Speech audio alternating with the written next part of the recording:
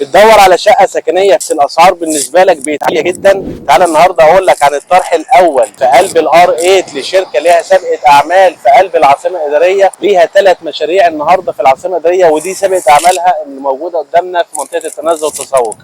مشروع متكامل فيلات وشقق في قلب العاصمه الاداريه على المحور المركزي دايركت، اسعار بتبدا فيه من اول 2 مليون 300. الشركه ليها 3 مشاريع في قلب العاصمه الاداريه، والمشروع ده ليها الرابع في قلب الار 8 على المحور المركزي مباشره وقدام النادي على مساحه 45 فدان. انت قريب جدا من منطقه الوزارات ومنطقه البنوك، وقريب جدا من محطه المونوريل. اقرب مشروع لمحطه المونوريل 3 دقائق بالظبط تكون في المحطه الرئيسيه للمونوريل، 10 دقائق تكون في المطار بالظبط. فانت بتتكلم في لوكيشن مهم جدا في قلب الار 8 في العاصمه الاداريه. ده غير ان الشركه طرح المشروع 70% فيلات و30% شقق، يعني اقل كثافه سكانيه جوه المشروع بتاعك. الميزه هنا في ايه؟ اللي انت بتاخد اول سعر متر في قلب المشروع مع شركه براند نيم ليها سابقه اعمال كبيره في قلب العاصمه الاداريه. يعني عندك الاستوديو بيبدا معاك من 2,300، الغرفه الواحده بتبدا معاك من 3 مليون و200، الغرفتين بتبدا معاك من 3 مليون 800، يعني المقدم بتاعك 380,000 جنيه وقسطك في الشهر 20,000 جنيه. الشقه ال3 غرف لاول مره في العاصمه الاداريه عامله 5 مليون 100، يعني مقدمك 510,000 وقسطك في السنه 450,000 جنيه. والاسعار دي مش هتكون موجوده في اي مكان تاني، وخصوصا